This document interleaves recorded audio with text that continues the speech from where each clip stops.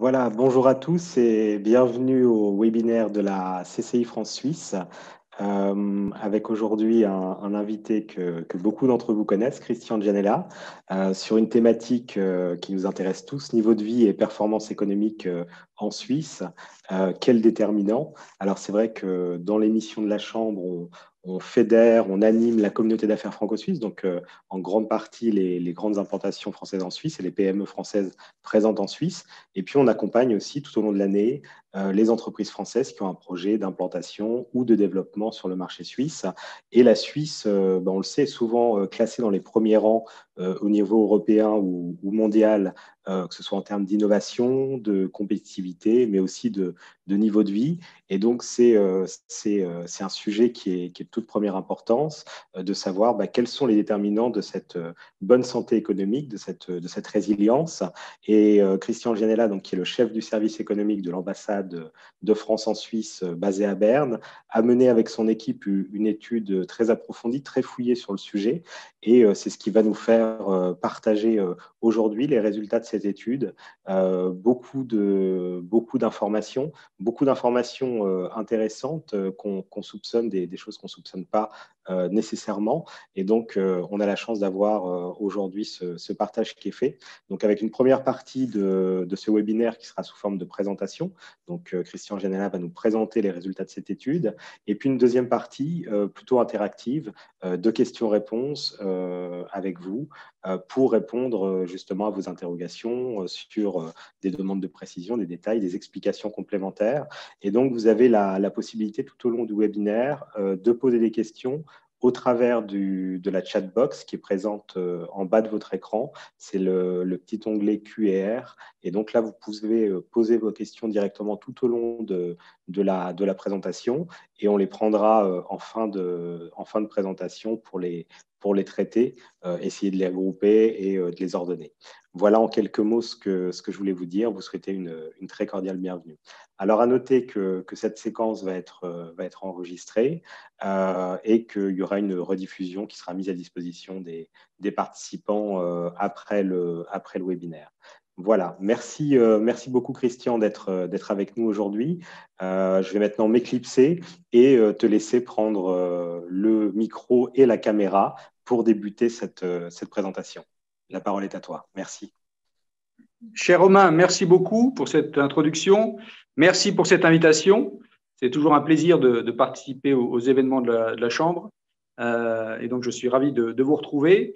Alors, comme tu l'as dit, cette présentation se base sur plusieurs de nos travaux, et en particulier une étude que nous avons menée avec mon collègue Alain Carbone, mais aussi des éléments un peu plus récents et nouveaux qu'on a fouillés avec Mathilde Heitz, mon adjointe, depuis septembre dernier.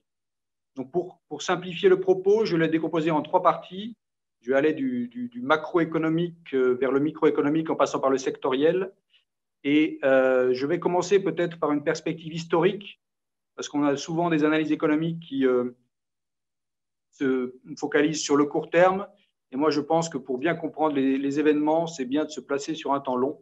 Donc, je propose qu'on commence par une perspective historique qui est une comparaison de l'évolution de la richesse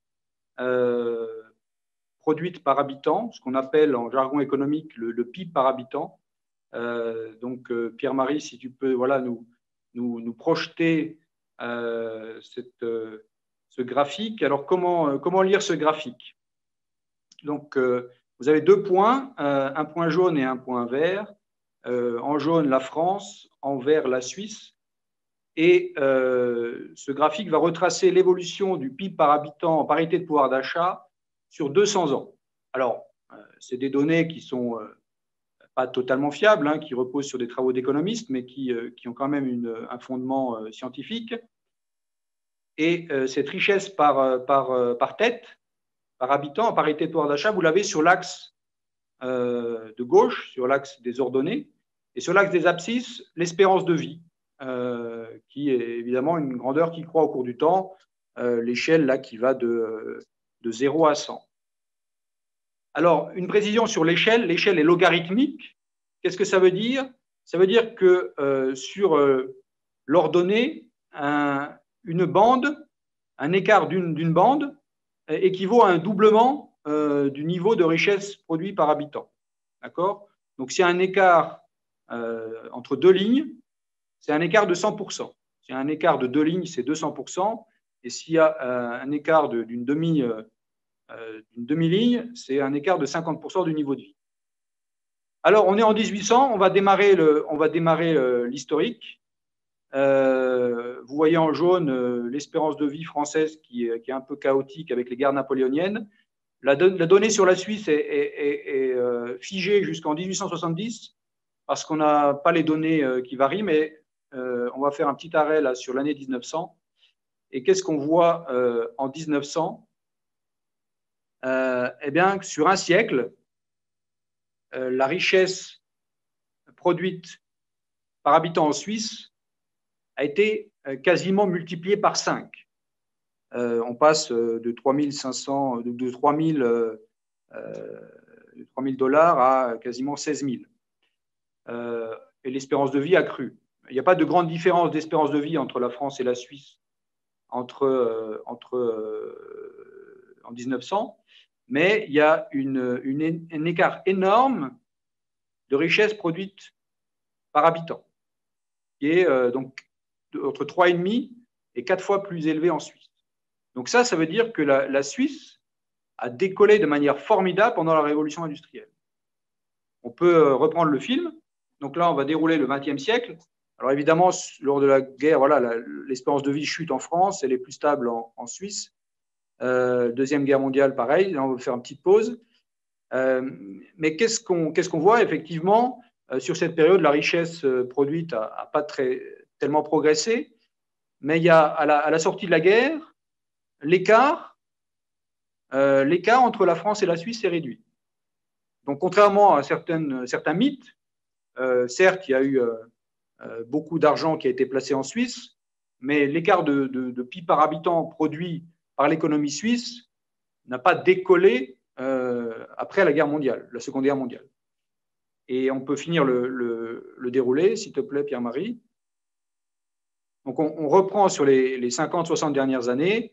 Et là, qu'est-ce qu'on voit? Les 30 glorieuses, une forte accélération de la création de richesse en France, une création de richesse dynamique en Suisse aussi. Mais en bout de course, qu'est-ce qu'on voit? On voit un écart qui s'est considérablement réduit sur un siècle. Et on est à moins de 50% d'écart de niveau de vie en 2019.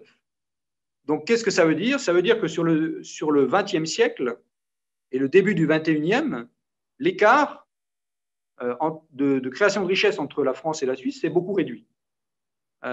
Donc, l'origine de la richesse créée par l'économie suisse, eh ben, elle est quand même assez ancienne. Voilà, ça c'est une conclusion évidente de ce petit film qui, je trouve, est très instructif. Et pour l'anecdote, la Suisse avait dépassé le niveau de PIB par habitant de la Grande-Bretagne dès 1850. Alors, qu'est-ce qu'il y a derrière tout ça? Ça, c'est des chiffres. Donc, sur le slide suivant, je ne vais pas retracer le propos. Mon propos n'est pas de faire de l'histoire économique, hein, mais c'est quand même de donner quelques jalons sur les spécialisations suisses. Alors, parce que quand je suis arrivé en Suisse, j'ai toujours entendu qu'effectivement, le niveau de vie était très faible à la sortie du Moyen-Âge, que les Suisses étaient obligés d'émigrer pour dans d'autres pays d'Europe, etc., etc. Mais en fait, l'industrialisation de la Suisse a commencé très tôt. Alors certes, à la sortie du Moyen-Âge, il n'y avait pas grand-chose comme activité économique, le commerce, l'artisanat, bien sûr, des foires à Genève, et l'émergence d'une spécialisation dans le textile à Fribourg et à Saint-Gall, mais avec d'abord la Saint-Barthélemy, puis la révocation de l'édit de Nantes, de nombreux huguenots se sont installés en Suisse, et ça, vous le savez tous, hein, ont contribué au développement de l'industrie horlogère, qui est aujourd'hui toujours une des grandes spécialisations de la Suisse. Donc ça a démarré déjà fin 17e. La banque privée, c'est aussi 2 siècles. Hein. Si on prend Lombardier, ça a été créé en 1796, je crois. Donc là aussi, en lien avec les foires de Genève. Et puis, pour parler vraiment de la révolution industrielle, c'est vraiment le 19e siècle qu'on vient d'illustrer par le film précédent, Au 19e siècle, on a effectivement la Suisse qui prend le virage très tôt de la mécanisation, les machines textiles, des turbines à vapeur. Je prends l'exemple de la société Escher et Wyss, hein, qui a été créée en 1806, qui a été rachetée par Sulzer. Bon, voilà, c'est tout début du 19e. Et ensuite, bien sûr, une spécialisation qui est la spécialisation majeure de la Suisse, la chimie pharma, première industrie de chimie en Argovie au début du 19e, 1804. Et ensuite, vous connaissez l'histoire de Ciba-Geigy, hein, de Chemische Industrie in Basel, qui a été créée au milieu du 19e. Des Français en particulier sont venus s'installer à Bâle. Alexandre Claveil, Louis Durand et Étienne Marnas, et ont contribué d'abord via la production de couleurs synthétiques au développement de cette industrie chimique. Voilà un peu pour l'historique, tout ça pour dire que dès 1848, au moment de la création de la Confédération, l'État fédéral suisse était déjà la deuxième puissance industrielle, mesurée en tout cas en PIB industriel par tête de l'Europe derrière le Royaume-Uni, mais avec un niveau de vie qui était déjà supérieur au Royaume-Uni.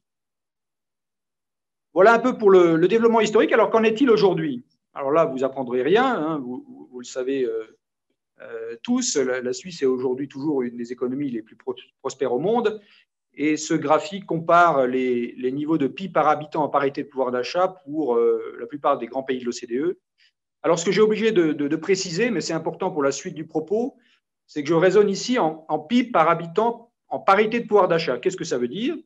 C'est la richesse produite mesurée dans une certaine monnaie, en dollars, en euros, en francs suisses. Mais ça ne permet pas de comparer entre les pays vraiment le niveau de richesse, puisque un panier de devises, une automobile, des courses alimentaires, n'ont pas le même prix en Suisse, et vous savez très bien, qu'en France, qu'aux États-Unis. Donc, on a un indicateur qui permet de corriger du prix d'un panier de biens, et on compare donc tous les paniers de biens entre les pays. Ça s'appelle l'indice PPA, parité de pouvoir d'achat. Et donc, quand on rapporte le PIB par habitant produit en euros à cet indice PPA, on a des niveaux de richesse en parité de pouvoir d'achat. Donc, ça s'appelle des dollars PPA ou des euros PPA. Et en dollars PPA, la Suisse est 50% plus riche aujourd'hui que la moyenne de l'OCDE. Alors, qu'est-ce qu'il y a derrière cet écart de richesse? Alors, pour simplifier la comparaison, je vais me focaliser sur une comparaison France-Suisse.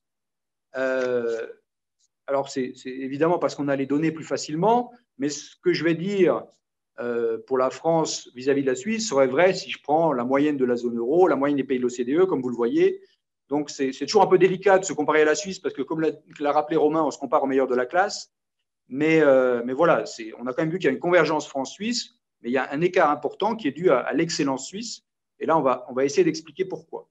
Donc, sur le slide suivant, c'est le seul moment où on fera un peu de mathématiques, mais c'est assez simple, pour expliquer en quels facteurs on décompose cette richesse créée par tête.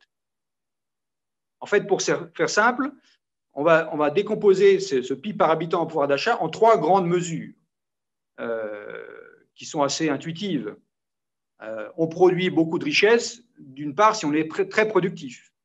Donc, on va rapporter d'une part cette richesse créée au total, Y, par le nombre d'heures travaillées de l'ensemble de l'économie, H. Donc ça va être la productivité. Le deuxième terme, c'est si on travaille beaucoup, on ne travaille pas beaucoup, c'est le nombre d'heures travaillées. Donc, on va comparer le nombre d'heures travaillées à l'emploi à temps plein, qui s'appelle ici ETP. Donc ça, c'est le deuxième facteur, un facteur durée du travail, pour les temps pleins. Et le troisième facteur, c'est un facteur que je vais expliciter tout à l'heure, qui regroupe tous les facteurs liés à l'emploi. Combien de personnes travaillent, jusqu'à quel âge, des résidents, des non-résidents. Donc, il y a énormément de choses là-dedans, mais c'est un facteur emploi. Donc, trois grands facteurs multiplicatifs. Donc, le slide suivant explique sur un écart de parité de pouvoir d'achat de 44% entre la France et la Suisse, hein, ça c'est sur des chiffres 2019. Donc, si cet écart, je dis que c'est 100 points, d'accord, une contribution de 100, quelles sont les contributions de ces trois facteurs? C'est assez surprenant la conclusion à laquelle on arrive, puisque le facteur lié à la productivité horaire joue très peu. Il n'y a pas une productivité horaire tellement plus élevée en Suisse qui génère beaucoup plus de pouvoir d'achat. Ça explique 5 points de la différence seulement. Par contre, il y a 2 grandes contributions qui sont, elles, essentiellement liées au fonctionnement du marché du travail. La première, c'est la durée du travail à temps plein, qui est de 20% plus élevée en Suisse qu'en France, et donc qui explique 40 points de cette différence de niveau de vie. Et le troisième, et le facteur le plus important, c'est l'emploi, qui explique plus de la moitié de cet écart de niveau de vie. Alors, qu'est-ce qu'il y a derrière l'emploi? C'est le slide suivant. On peut décomposer de manière beaucoup plus fine, et c'est là que ça devient très intéressant, les différentes contributions elles-mêmes à ces 55 points d'écart. Alors, il y a une première décomposition qui consiste à regarder la pyramide des âges, c'est-à-dire que bon, c'est un facteur assez exogène, c'est-à-dire s'il y a la part de la population en âge de travailler est plus importante en Suisse qu'en France, c'est le cas, ben ça explique un écart de 14 points sur l'emploi.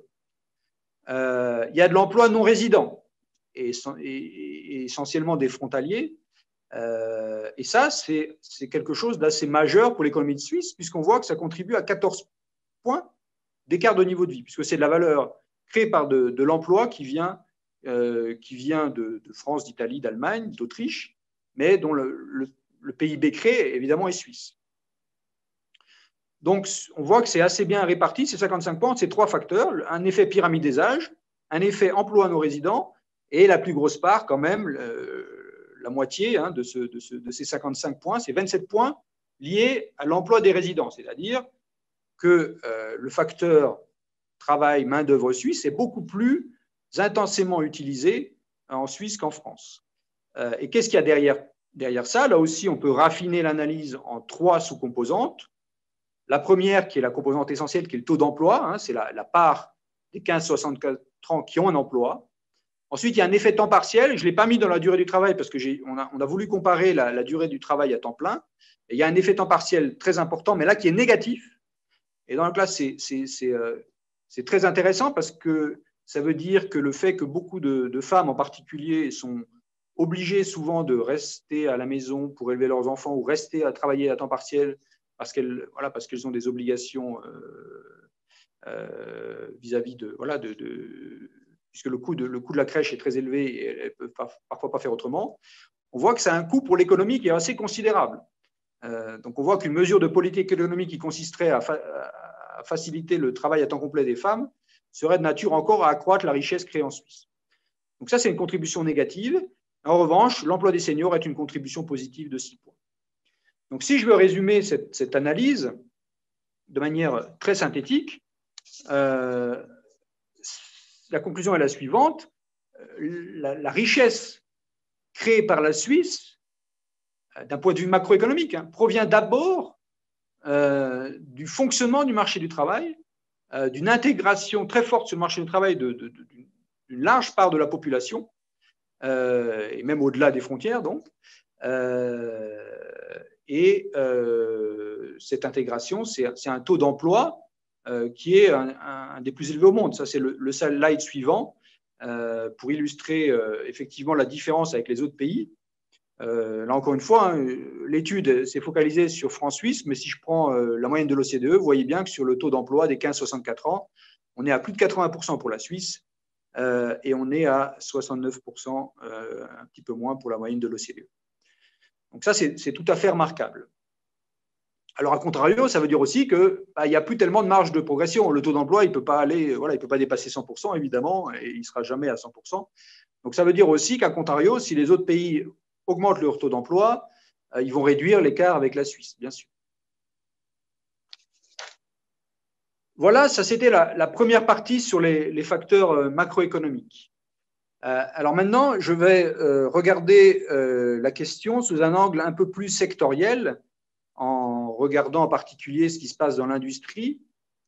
Et avant de développer des considérations sur la compétitivité industrielle et la productivité, je suis un peu obligé de faire une digression un peu théorique, mais qui est importante pour illustrer ce que je vais dire tout de suite et faire le lien avec la présentation qui a été faite sur les écarts de richesse en PIB par habitant en parité de pouvoir d'achat. Sur le slide suivant, alors c'est un petit peu compliqué, donc je vais essayer de résumer très simplement l'idée économique qu'il y a derrière. Quand on arrive en Suisse, on se dit, ah oui, ben, la vie est très chère, les produits que je trouve dans les supermarchés sont beaucoup plus élevés que ce que je connais en France ou en Allemagne. Comment ça se fait, etc., etc. Et est-ce que l'économie marche bien parce que les salaires sont élevés, parce que les prix sont élevés? En fait, ça fonctionne de manière inverse. Alors, pour simplifier, imaginons qu'il y a deux grands secteurs dans l'économie. Un secteur qu'on appellera exposé, c'est-à-dire l'industrie, la finance, et un secteur qu'on appelle un peu vulgairement abrité ou moins exposé à la concurrence internationale. Quand on dit exposé, c'est exposé à la concurrence internationale. Qu'est-ce que ça veut dire? En gros, c'est qu'on simplifie, on schématise, on divise l'économie en deux. L'économie qui produit des biens de consommation, des biens d'équipement qui peuvent s'exporter, s'importer, et l'économie qui produit des services qui ne s'exportent pas, la distribution, le transport, les services de réparation d'automobiles, de soins pour le visage, etc., etc. Ce qu'on observe en économie, c'est que les gains de productivité dans les secteurs qui sont exposés à la concurrence internationale, le secteur manufacturier pour faire simple, sont beaucoup plus rapides que les gains de productivité dans le secteur dit abrité. On peut avoir autant de technologie qu'on veut, on n'arrivera jamais à doubler ou à réduire par deux le temps nécessaire pour réaliser une coupe de cheveux, sauf peut-être pour moi, mais ça, c'est peut-être l'exception. En revanche, les processus industriels s'améliorent tous les jours et les gains de productivité dans le manufacturier sont en gros de 3% par an.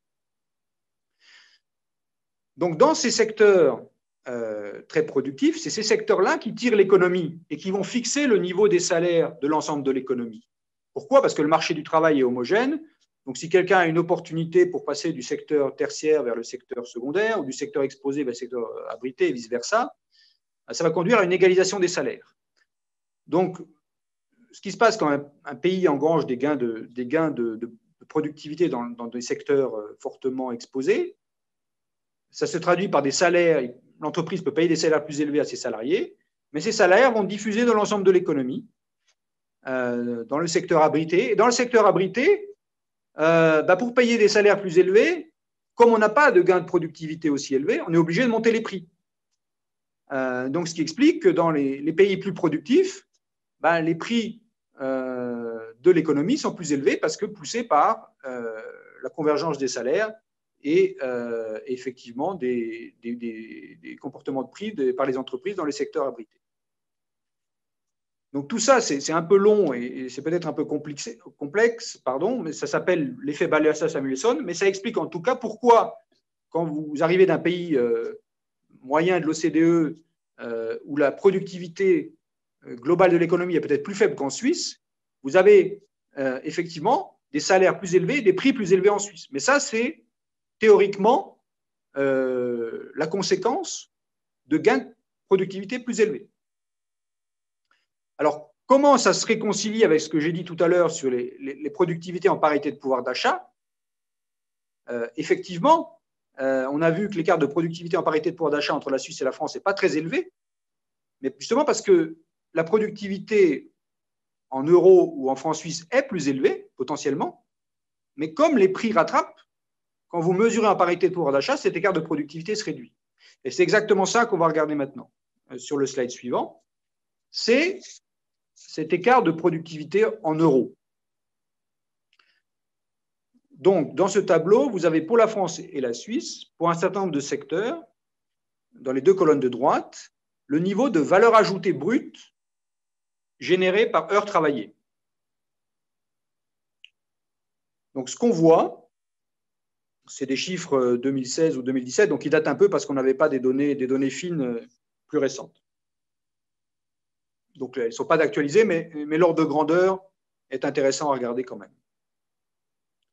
Donc, ce qu'on voit sur ce graphique, c'est que, sur ce tableau, pardon, c'est que l'écart de valeur ajoutée brut par heure travaillée est quand même significatif quand on le mesure en euros entre la Suisse et la France. Donc, on a un écart de 48 à 69. Donc, on retrouve en gros presque nos 50% d'écart. Alors, ce qui est intéressant, c'est de décomposer. Et là, 50%, c'était que sur l'économie marchande. Hein. Sur l'économie non marchande et les administrations publiques, évidemment, la question est un peu différente. La productivité n'est pas très différente, sauf qu'elle se mesure souvent par les salaires versés, et donc ça a moins de sens économique. En fait, ce qu'on observe, c'est que l'écart est particulièrement important dans un nombre assez restreint de secteurs. Donc, on a d'une part l'industrie manufacturière, c'est en gras tout en haut, et les secteurs financiers, pour regarder les grands secteurs. Dans l'industrie manufacturière, on voit que cet écart, effectivement, entre 57 et 89, là aussi, on retrouve un écart de 50%. Et dans les secteurs financiers, il est très important, il est de 100%. Et si on décompose encore plus finement dans le secteur manufacturier, là, on voit, et je trouve ça très intéressant, l'écart absolument énorme dans le secteur pharmaceutique. En France, la valeur ajoutée brute horaire générée est de 171, elle est de 334 en Suisse. Donc, c'est beaucoup plus élevé que la moyenne de l'économie dans les deux pays, mais c'est le double, c'est encore le double en Suisse par rapport à la France. Dans d'autres secteurs, l'industrie automobile, la productivité est plus élevée en France, la fabrication d'équipements électriques, l'écart n'est pas aussi élevé. Sur une autre spécialisation, la Suisse, les machines, l'écart existe, mais n'est pas aussi élevé. Et sur l'horlogerie, les produits informatiques, on voit que c'est certes une spécialisation suisse, mais la productivité est identique à celle qui est observée chez nous. Alors ça, c'est les chiffres de productivité, mais ce qui est intéressant de regarder au-delà de ce tableau, c'est l'effet de composition. Donc on voit que les écarts se concentrent sur 2 ou 3 secteurs, et en particulier le secteur financier et l'industrie pharmaceutique. Donc on voit déjà les moteurs de l'économie suisse. Mais il y a aussi un effet composition. Ce que je n'ai pas fait figurer sur ce tableau, c'est la part de l'emploi dans chacun des secteurs. Évidemment, si un secteur est très productif, mais qu'il embauche très peu de gens, ça n'aura pas d'impact sur l'ensemble de l'économie.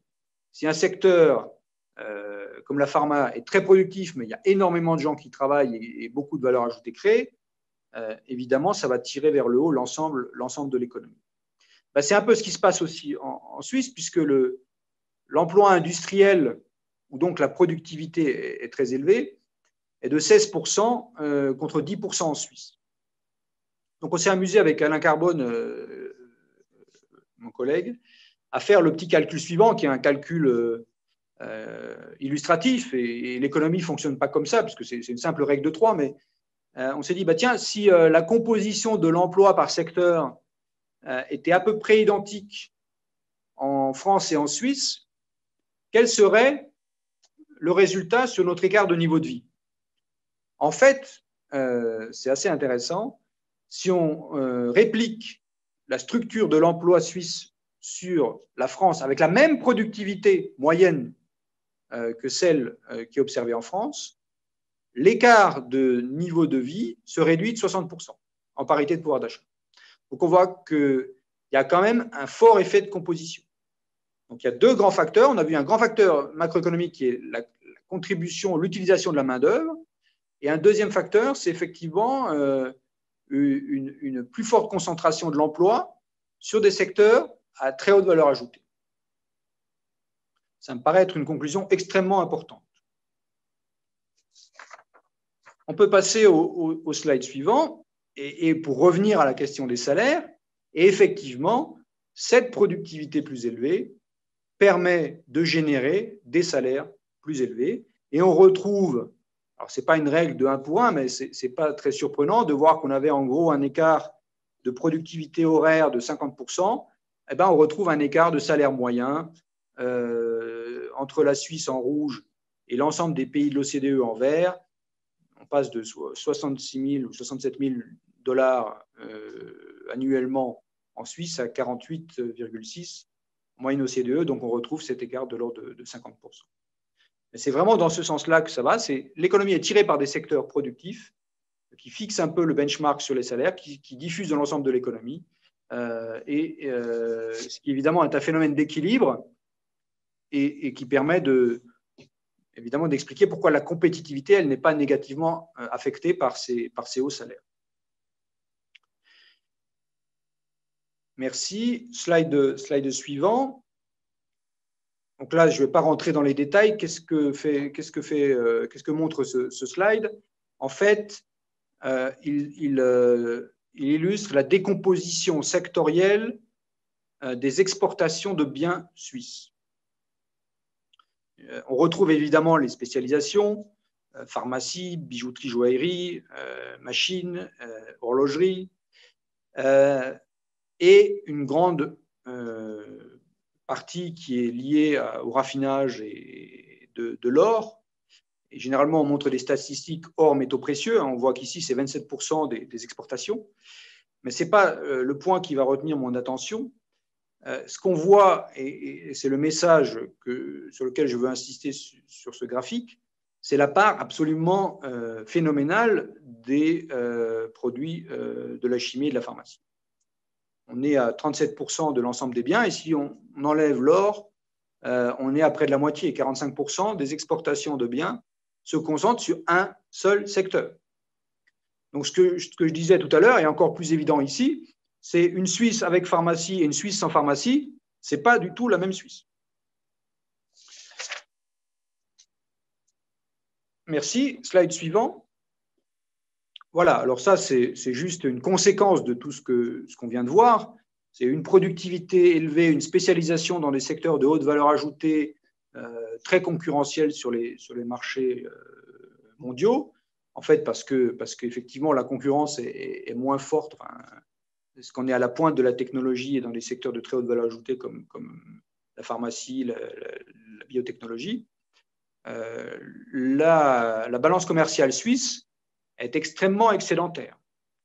Elle est à 9% du PIB, c'est encore plus que la balance courante de l'Allemagne. Alors là, on a balance courante, ce n'est pas que la balance commerciale, évidemment. On met aussi la balance des biens et voilà, certains revenus de transfert. Mais pour faire simple, c'est derrière ça une mesure de la compétitivité. Alors, on a l'Arabie Saoudite qui est devant la Suisse, mais évidemment, c'est une année particulière, c'est 2018 et ça dépend beaucoup du prix du pétrole. Les Pays-Bas, on voit également, affichent un excédent commercial très élevé. Et donc, ce n'est pas parce qu'il y a des salaires élevés qu'on ne peut pas avoir un excédent, puisque, encore une fois, je me répète, mais c'est au niveau de productivité dans des industries de pointe qui génèrent des salaires élevés et qui permettent d'exporter et d'être excédentaires. Voilà un peu sur la deuxième partie qui était sectorielle.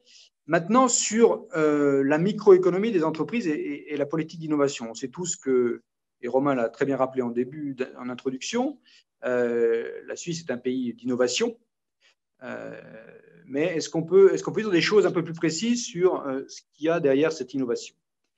Alors, sur le slide suivant, ça c'est une donnée qu'on connaît bien, hein, c'est le bon positionnement de la Suisse en matière d'efforts de recherche-développement. La Suisse est un des pays où le niveau de R&D rapporté au PIB est le plus élevé, 3,3% du PIB. On voit que la Suède est proche. Israël investit encore beaucoup plus, mais Israël, c'est un peu le modèle, hein, y compris pour les startups. La Corée, Taïwan, voilà. Alors, ça, c'est les chiffres bruts, mais ce qui est intéressant, à mon avis, de voir derrière ce chiffre, c'est aussi le fait que s'il y a du financement de R&D public, il est minoritaire et surtout, quasiment toute la R&D est faite par le secteur privé. Ce qui n'est pas le cas dans tous les pays. Donc, il y a une forte concentration de la R&D sur la R&D privée. Et ça, c'est également le cas. C'est quand même assez concentré sur les grands groupes. Alors, certes, les ETI très performantes à l'export suisse font aussi un grand effort de R&D, mais là encore, le poids de la secteur pharma dans la R&D est absolument énorme. Par contre, et ça c'est peut-être aussi sur le slide suivant pour démystifier un peu l'environnement des startups, on voit que sur le segment des startups, du capital développement et du capital risque, la Suisse se classe bien, mais est nettement derrière la France, par exemple. Le poids du financement des startups consacré aux startups est voilà, de 20-30% plus élevé rapporté au PIB en France qu'en Suisse. Mais la Suisse, voilà, a un rang honorable par rapport à d'autres pays européens.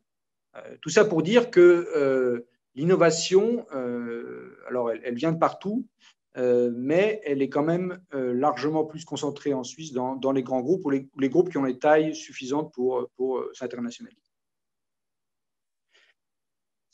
Slide suivant. Alors, une autre façon de regarder les choses, on a regardé l'investissement en R&D, mais il est intéressant de regarder l'investissement total. Est-ce que finalement les entreprises suisses sont compétitives parce qu'elles investissent plus que les autres? Alors, il y a un peu de ça, c'est difficile à mesurer, mais là, on a rapporté sur ce graphique le taux d'investissement au pourcentage du PIB pour une sélection de pays de l'OCDE, avec ça c'est l'investissement total, donc pour la Suisse, on est à 24% du PIB, décomposé en trois parties. L'investissement généré par les entreprises, mais aussi voilà, l'investissement immobilier des ménages et l'investissement des administrations publiques en orange. Donc, ce qu'on voit quand même en Suisse, c'est que le taux d'investissement est élevé, 24%, mais pas sensiblement plus élevé que la moyenne des pays européens, mais relativement, un peu comme la Corée, je dirais, plus le fait des entreprises que des administrations publiques et des ménages. Donc, on peut dire quand même, effectivement, il y a plus d'investissement de formation brute de capital fixe, pardon, en Suisse que dans la plupart des pays de l'OCDE. Alors ça, c'est permis grâce à un taux d'épargne qui est très élevé. Si on le voit sur le slide suivant, je n'y passerai pas beaucoup de temps, mais c'est assez vertueux en Suisse, c'est de voir que cet investissement peut s'appuyer sur une épargne disponible très élevée, et en particulier, donc 35% du PIB, c'est le niveau du taux d'épargne en Suisse. Là aussi, on est dans les plus élevés au monde. Pour indication, en France, on est autour de 24-25, en Allemagne autour de presque 30. Donc 30, c'est déjà un niveau assez élevé. Un taux d'épargne brut de 35%, c'est très élevé. Donc cette épargne permet de financer l'investissement. Et sur le slide suivant, on voit un peu les mécanismes à l'œuvre. Alors pardon, c'est en anglais, le graphique est en anglais. Mais ce qu'on voit ici, c'est l'épargne nette de chacune des catégories. Donc, ce n'est pas le taux d'épargne, ce n'est pas l'investissement, c'est la différence entre les deux. Donc, quand c'est au-dessus de zéro, ça veut dire que globalement, sur le petit losange noir, l'économie épargne plus qu'elle n'investit. Et vous avez les trois couleurs qui décomposent les contributions respectivement du secteur corporate, donc des entreprises, des administrations publiques et des ménages en bleu. Donc la Suisse, c'est la troisième barre en partant de la fin à droite. Donc qu'est-ce qu'on voit? On voit que la contribution est essentiellement en bleu. Donc ça veut dire que le taux d'épargne, l'épargne nette, est apporté par les ménages. Et via quel mécanisme? Là-dedans, vous avez la contribution du deuxième pilier, c'est les fonds de pension. Donc ça, c'est un atout de l'économie suisse. Les fonds de pension, c'est 900 milliards d'actifs de francs suisses. Donc c'est plus de 100% du PIB suisse. Alors évidemment, tout n'est pas investi en Suisse et tout n'est pas investi en actions ou en financement d'entreprise, mais il y a quand même 30% investis en actions, un tiers en obligataire, et 2/3 des actifs sont quand même investis en Suisse. Alors que un tiers des actions sont investies en Suisse, mais 2/3 des obligations sont investies en Suisse. Donc, ça contribue quand même largement au financement de l'économie suisse. Donc, ça aussi, ça me paraissait important de le souligner parce que c'est un facteur qui sous-tend la production à long terme et l'investissement. Enfin, un dernier point sur ces atouts microéconomiques. Sur le slide suivant, on voit également le positionnement très particulier de la Suisse vis-à-vis de l'installation de grands groupes et de l'attraction d'investissements directs étrangers. Alors certes, la Suisse est un pays d'une plus petite taille, donc il est assez évident que plus un pays est petit, plus le taux d'IDE, d'investissement direct étranger dans le PIB sera élevé. Mais même si on corrige de cet effet taille, on observe un stock d'investissement direct étranger qui est tout à fait considérable, qui est en partie lié à des questions fiscales, bien sûr, mais moins qu'avant. Et on voit que la Suisse se situe au rang des Pays-Bas, qui aussi, eux aussi attirent des sièges sociaux pour des raisons fiscales, donc ce n'est pas très étonnant. Et Luxembourg, un cas particulier, tout comme l'Irlande, où effectivement beaucoup de la richesse créée en Irlande, l'est par des multinationales américaines. Mais en Irlande, vous avez un écart important entre la production industrielle brute et la production nationale brute, qui est le fait vraiment des résidents. En Suisse, vous n'avez pas cet écart-là. Donc, les sociétés suisses produisent autant de richesses à l'étranger que les sociétés étrangères en produisent en Suisse. Voilà sur cet atout d'attirer des investisseurs étrangers. Et enfin, sur la microéconomie, et là c'est un peu nouveau pour moi et je trouve ça très intéressant et j'étais un peu étonné. Ici, vous avez la répartition, enfin pas tout à fait la répartition, mais un élément de répartition de la valeur ajoutée entre profit et salaire. Alors vous savez tous qu'il y a un grand débat sur la redistribution. Est-ce que la part des profits qui vont, la part de la valeur ajoutée qui va au salaire est suffisante? Elle a plutôt baissé dans la plupart des économies occidentales. Elle a baissé aux États-Unis. Elle n'a pas baissé en France, mais elle a baissé dans beaucoup de pays. Et aujourd'hui, ce qu'on voit, c'est que ici, vous n'avez pas la part des salaires, vous avez la part de l'excédent net d'exploitation. D'habitude, on raisonne plutôt en part de l'excédent brut d'exploitation versus les salaires. Mais là, on a des données, on n'avait pas des données d'excédent brut. Donc, c'est l'excédent net, l'excédent brut. On a l'amortissement qui compte quand même pour, ça dépend des pays, mais c'est 10-15 points de la valeur ajoutée. Hein, donc, ce n'est pas négligeable. Donc, moi, je trouvais ça très intéressant de voir que l'excédent net d'exploitation de la Suisse est un des plus faibles des pays de l'OCDE. Donc, on a deux manières de lire ça. Et je pense que c'est quelque chose qu'on va creuser parce que ce n'est pas du tout évident. Est-ce que ça veut dire que les entreprises suisses ne génèrent pas beaucoup de profits ou ça veut dire qu'elles investissent tellement que le niveau d'amortissement est très élevé? En tout cas, c'est quand même intéressant de voir l'effort qui est fait pour… ce qui est clair, c'est que l'effort qui est fourni pour bien rémunérer ces salariés pèse quand même sur la part qui revient au capital. Donc là aussi se pose la question du capital familial. Est-ce que le fait qu'il y a beaucoup d'entreprises voilà, dont l'actionnaire est un actionnaire familial, qui a plus une vision de long terme peut-être qu'un fonds de pension ou un hedge fund, est-ce que ça permet effectivement de mieux rémunérer, de moins distribuer de dividendes? Donc, ce que je voulais regarder, c'est un peu la distribution de dividendes, et là, c'est très difficile d'avoir des statistiques. Mais en tout cas, je trouvais ça très intéressant de voir que la part nette qui revient au profit, finalement, est assez faible. Alors, ça va de pair avec, sur le slide suivant, un taux d'endettement qui est quand même pas si élevé. Alors, on entend tous et on lit toujours tous que effectivement les entreprises suisses ont un bilan sain, beaucoup de capitaux propres, ils ne sont pas très endettés.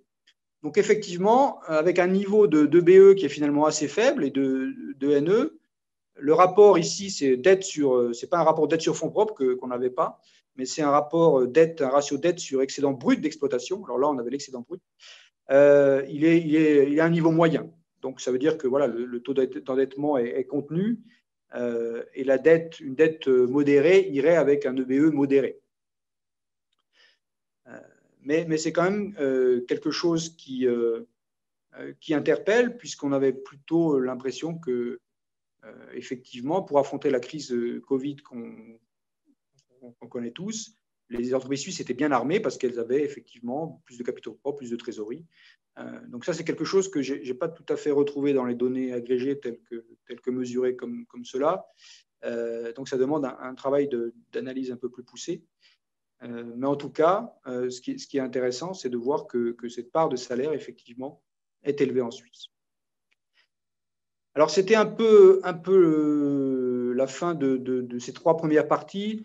J'avais prévu de dire quelques mots, si le temps imparti me le permet, sur la conjoncture, mais ce n'est pas vraiment le propos, donc je vais passer très très vite pour laisser du temps aux questions. Je vais juste peut-être dire un mot sur la conjoncture et dire que la Suisse s'en tire relativement bien par rapport aux pays voisins. Mais ça, encore une fois, c'est des données qui retracent le passé récent et la première vague, qui avait relativement épargné la Suisse. La deuxième vague est beaucoup plus sévère pour la Suisse. Donc les effets sur la fin d'année 2020 et le début 2021 ne seront pas forcément de la même nature, même si effectivement on a tous appris de la première vague et que les entreprises sont mieux armées pour faire face. Toujours est-il que les dernières statistiques qui avaient été publiées avant la seconde vague tablaient sur une récession qui était très forte, près de moins 4% du PIB, mais qui est quand même largement inférieure à beaucoup d'autres économies européennes. Et ce qu'on voit sur le slide suivant, et qui est très encourageant, c'est la capacité de rebond de l'économie. Donc on voit une économie quand même très réactive. Alors ça, c'est vrai pour la France, on l'a vu pour la France aussi, donc c'est encourageant, c'est quand même quelque chose d'assez général, c'est que sur ce graphique, vous avez l'indicateur des sentiments des directeurs d'achat dans l'industrie et dans les services. Et on voit qu'après une chute rapide en avril, mars-avril pour les services en particulier, ça rebondit très fortement dès le déconfinement. Et on est revenu à des niveaux antérieurs à la crise. Alors, ça ne veut pas dire qu'on rattrape le niveau de la crise, mais on est revenu à des niveaux normaux, entre guillemets. Donc ça, c'est très encourageant. Alors, la particularité de cette crise, évidemment, et ça, ce n'était pas du tout le cas de la crise financière, c'est que les services sont beaucoup plus touchés que l'industrie. Pardon. Et d'habitude, évidemment, c'est plutôt l'inverse. L'industrie est plus volatile. Et là, elle a évidemment beaucoup souffert. On voit quand même que l'indice a perdu 10 points. Mais c'est bien redressé aussi. Mais des secteurs comme la restauration, l'hôtellerie, le tourisme, etc., le transport, évidemment, ont beaucoup, beaucoup souffert. Et autre élément encourageant, et ce sera la fin de mon propos, c'est que sur la slide suivante, on voit que le commerce aussi a repris très vite. En Suisse, comme dans le monde, à droite, vous avez un petit encadré qui retrace l'évolution du commerce mondial après la crise financière et après la crise Covid, enfin, même s'il y a plusieurs étapes.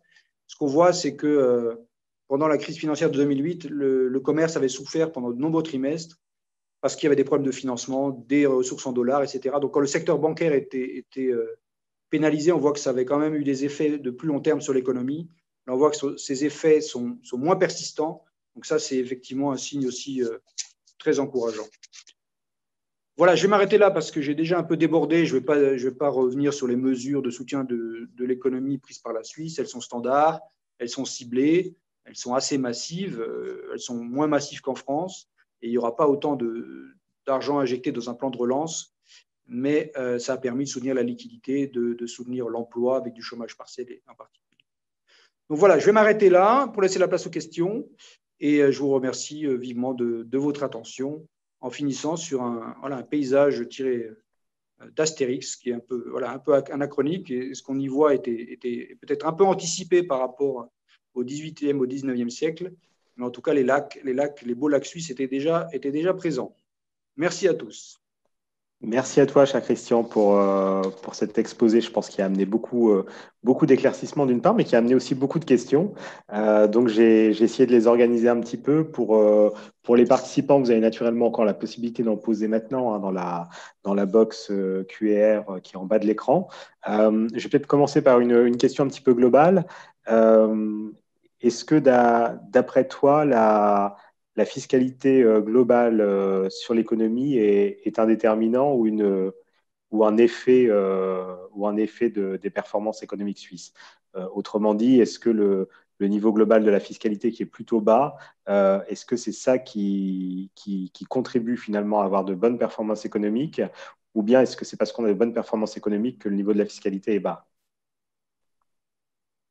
Très bonne question. Effectivement, c'est toujours la causalité va toujours dans les deux sens. je pense que c'est un contributeur. Je ne dirais pas que c'est le principal contributeur.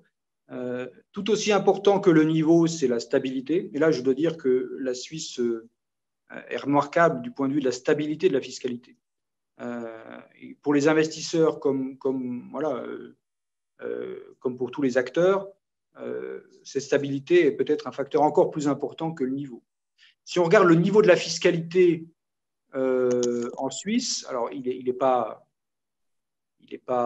effectivement très élevé pour les entreprises, mais il n'est pas beaucoup plus bas non plus que dans d'autres pays européens. Et si on regarde même, peut-être pas le niveau facial, parce qu'on se focalise souvent sur le taux maximal, mais si on regarde les recettes effectives de l'impôt sur les sociétés, en France, il est assez modeste.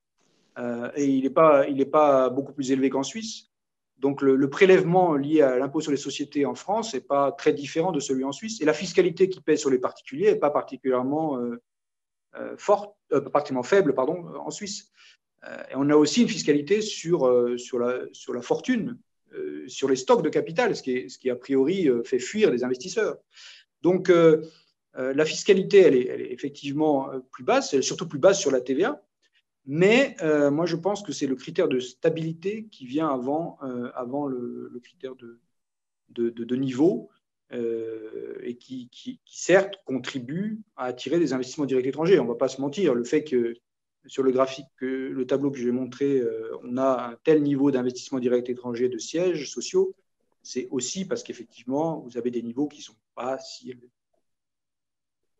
Mais ce n'est pas ça qui est à l'origine de l'industrie chimie, de l'industrie horlogère. Voilà. C'est pour ça que je suis revenu aussi sur ces questions historiques.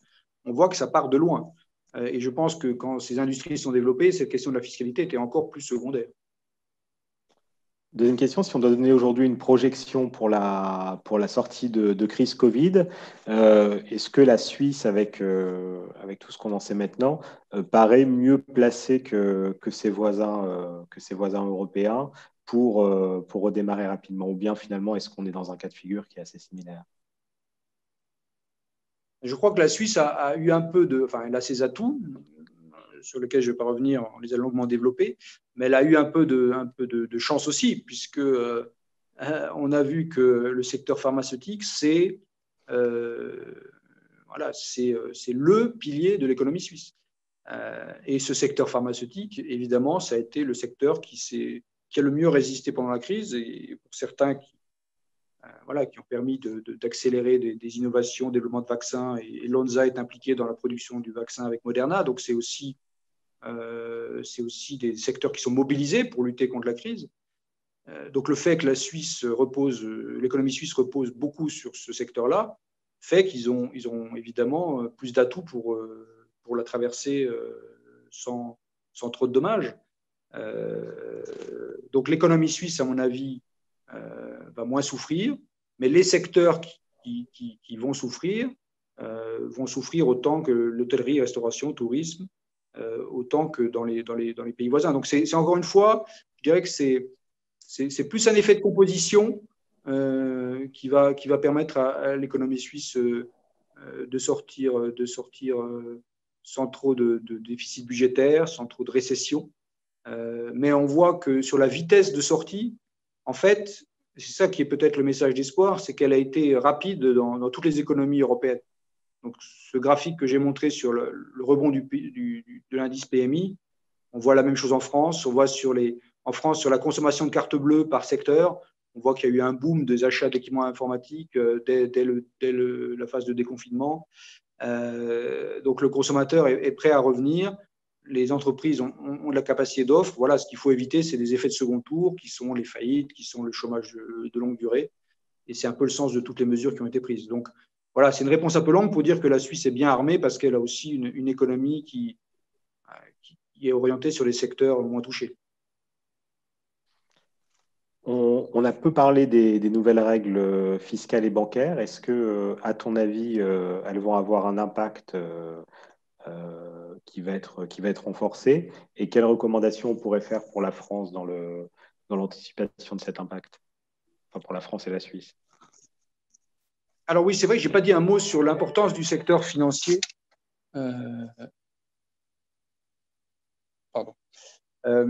sur l'importance du secteur financier.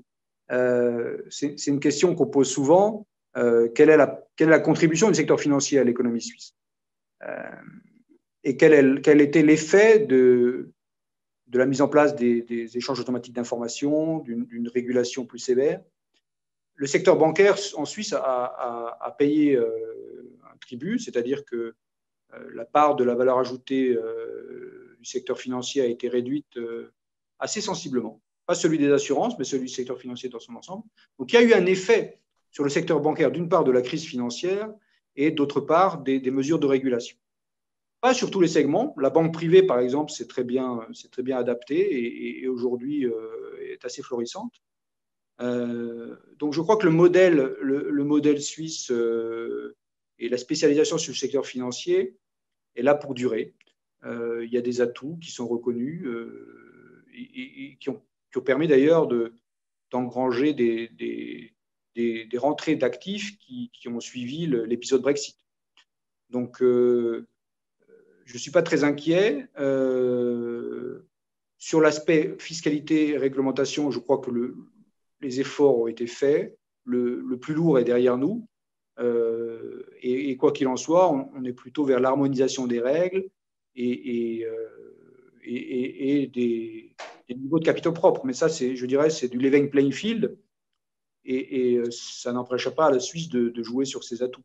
Ce qui me paraît plus important que ces sujets-là, ça va être quid de ces développements liés à des cryptoactifs qui sont un peu des domaines sur lesquels mise la Suisse, le Liechtenstein, comment le secteur bancaire vit avec des taux d'intérêt négatifs. Donc, c'est des questions un peu plus structurelles et de changement de modèle, à mon avis, qui vont se poser plutôt que des questions de fiscalité et de régulation. On a vu beaucoup de choses positives dans la présentation. Maintenant, si on regarde vers le futur, est-ce qu'il y a des défis majeurs pour la Suisse? Si on devait retenir deux, trois défis, il y a fondamentalement dans l'économie, mais aussi dans la pyramide des âges, des choses qui doivent interpeller. Alors, le premier défi, me semble-t-il, et le premier risque, c'est un peu le pendant de cette hyperdépendance à la pharmacie. Si demain, le secteur pharmaceutique est moins compétitif parce qu'il y a une concurrence qui a découvert de la biotechnologie plus performante, ça aura un impact majeur sur une économie dont les exportations reposent à 50% sur ce secteur-là. Donc il y a beaucoup de pépites, des ETI industriels qui sont numéro 1, 2, 3 mondiales et qui exportent partout dans le monde.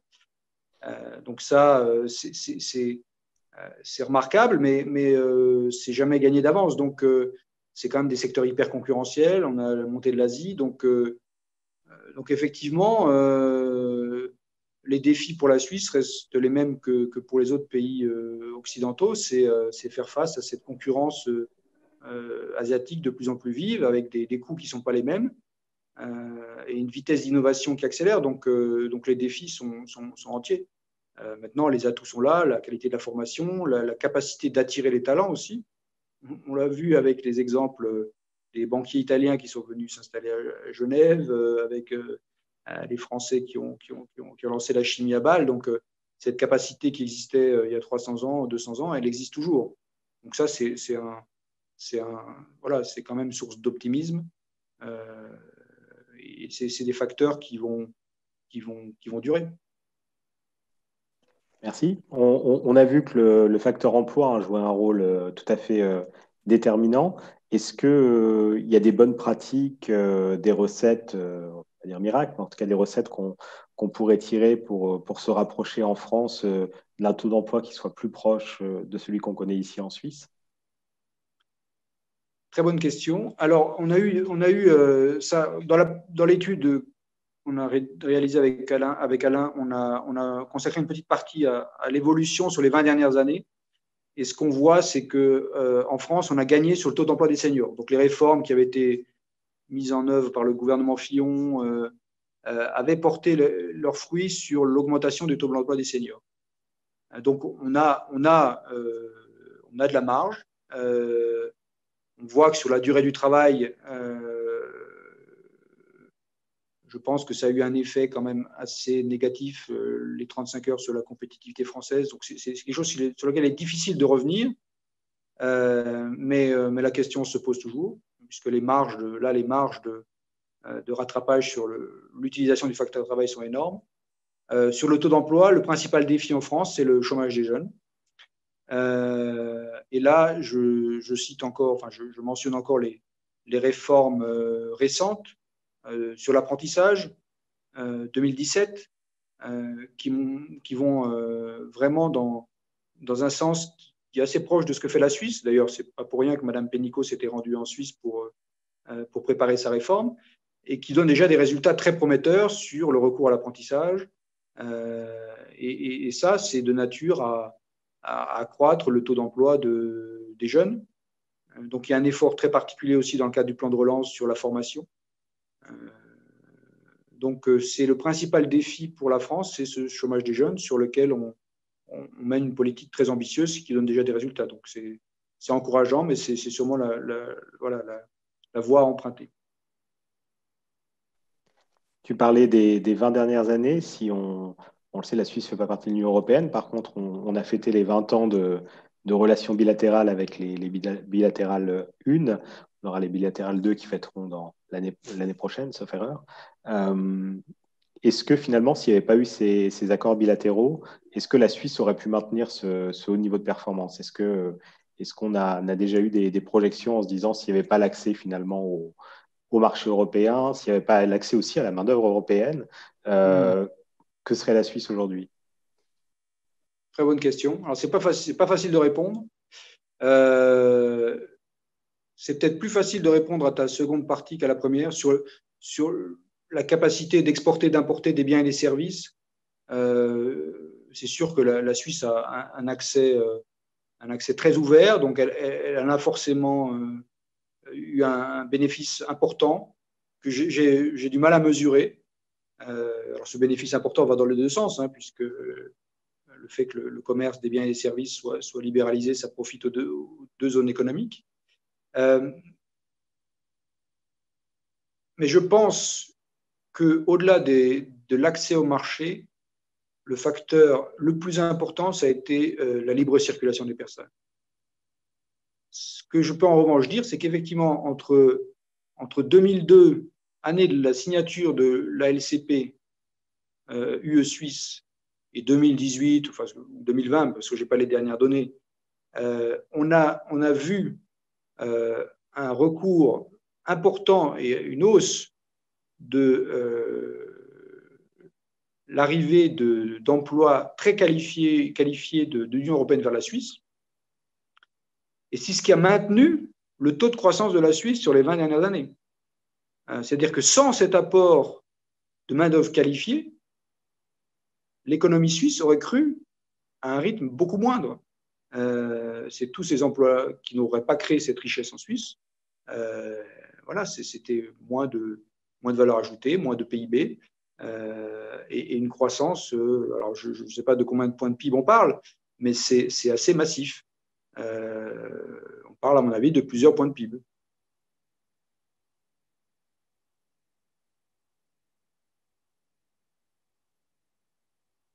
Je t'entends pas plus, Romain. Voilà, on va prendre une dernière question. Sur le secteur immobilier ici en Suisse, c'est vrai qu'on a des prix de l'immobilier qui sont particulièrement élevés ici en Suisse. Est-ce que finalement c'est la conséquence de ce que tu as présenté, du haut niveau de vie, des performances économiques, ou bien est-ce qu'il y a d'autres facteurs qui rentrent en ligne de compte? Oui, si on n'a pas beaucoup parlé des risques, mais alors, en termes de réforme, je n'ai pas de recommandations à faire au gouvernement, du moins en Suisse, mais on a vu que sur le temps partiel des femmes, il y a un sujet, ça c'est assez bien identifié, et les rapports de l'OCDE le mentionnent en bonne place. Sur le secteur immobilier, c'est peut-être aussi un facteur de risque standard. On se souvient de la crise des années 90, qui avait été quand même très très dure en Suisse. Et on est revenu à des niveaux aujourd'hui de valorisation et de ratio de rendement par rapport aux loyers qui sont similaires. Alors certes, dans un environnement de taux d'intérêt qui est différent. On ne peut pas tout à fait comparer 90 et 2020. Mais c'est un secteur qui était en plein boom, avec des niveaux d'actifs et de valorisation élevés, qui répondent en partie à un équilibre offre-demande, mais qui répondent aussi, à mon avis, à un déséquilibre structurel sur la manière dont les fonds de pension doivent gérer leur portefeuille. Il y a une obligation de rendement à la sortie du second pilier qui est hors cadre par rapport à la capacité de générer des rendements de l'économie. Donc, ça oblige les fonds de pension à prendre plus de risques, à investir plus dans l'immobilier qui rapporte plus. Donc, à mon avis, ça a contribué à créer une demande artificiellement élevée sur cette classe d'actifs. Et quand on regarde la part des actifs des fonds de pension qui sont effectivement investis en immobilier, c'est un quart, donc c'est quand même assez énorme. Donc, je pense qu'il y a aussi un effet financier qui mérite un rééquilibrage. Maintenant, la crise Covid va également poser la question de comment on gère un parc immobilier, que deviennent les immobiliers de bureau. Donc, tout ça peut être un peu un déclencheur d'un ajustement des prix qui peut être effectivement, théoriquement, assez important. Merci beaucoup, Christian. On arrive au terme de ce webinaire. Un grand merci pour ta présentation, de t'être aussi prêté au jeu des questions-réponses. Je crois que ça apporte des éclairages qui vont un petit peu au-delà de la présentation, mais c'est toujours intéressant de regarder un petit peu les sujets connexes. Donc, merci à toi. Merci aux participants de nous avoir suivis. Je pense qu'on a une slide qui présente un petit peu les prochains rendez-vous de la Chambre. Qui sont digitaux hein, pour l'essentiel, avec un programme qui est relativement riche, comme vous pouvez le voir, et vous recevez les invitations assez régulièrement. Peut-être je souligne le mercredi 2 décembre un Meet and Connect avec Thibaut Reversé, qui est le CEO de Crédit Agricole Next Bank ici en Suisse, et qui parlera d'un sujet qu'on a évoqué rapidement tout à l'heure, c'est comment on adapte le modèle d'affaires d'une banque face au taux négatif. Donc, il va exposer ce qu'a fait le Crédit Agricole Next Bank pour s'adapter à cette situation de marché qui ne peut pas être maîtrisée par la banque, naturellement. Et puis, un autre rendez-vous à noter dans l'agenda, c'est le mercredi 16 décembre, avec le 14e Forum sur l'implantation en Suisse, qui se déroulera de manière digitale, donc complètement à distance, et pour lequel donc, les inscriptions sont déjà ouvertes. Donc, si vous avez un projet d'implantation de développement en Suisse, c'est la journée qu'il faut marquer dans l'agenda juste avant les fêtes de fin d'année pour avoir toutes les réponses aux problématiques qui peuvent se poser. Merci à tous pour votre attention. Je vous souhaite une très belle journée et je vous dis à très bientôt. Merci. Au revoir. Au revoir, Christian. Au revoir.